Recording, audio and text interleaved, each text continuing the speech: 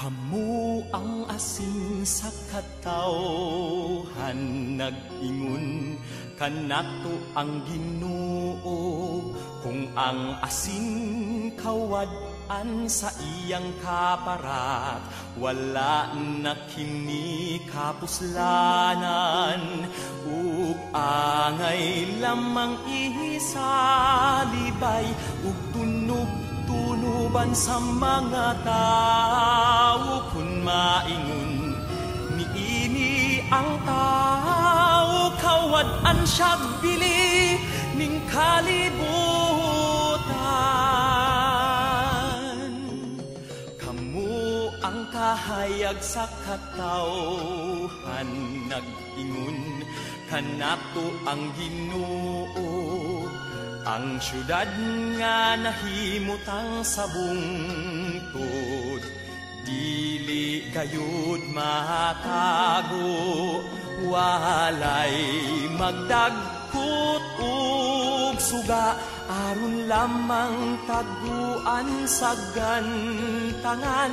Ibutang gayud sa tungtunganan, aron mudan-ag sa tanan.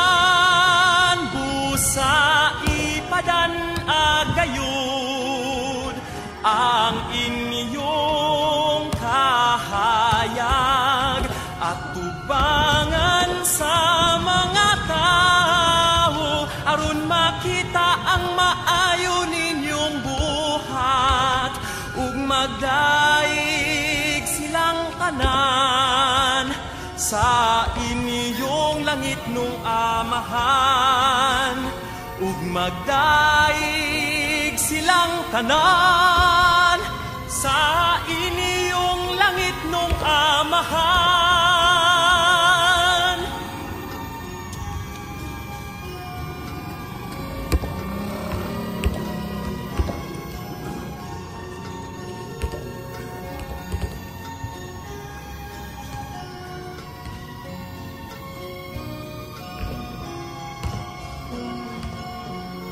Busa ipadan-ag gayud ang inyong kahayag, at tubangan sa mga tao, aron makita ang maayo ninyong buhat. Ug magdaig silang tanan sa inyong langit nung amahan. Ug magdaig silang tanan sa inyong langit nung amahan.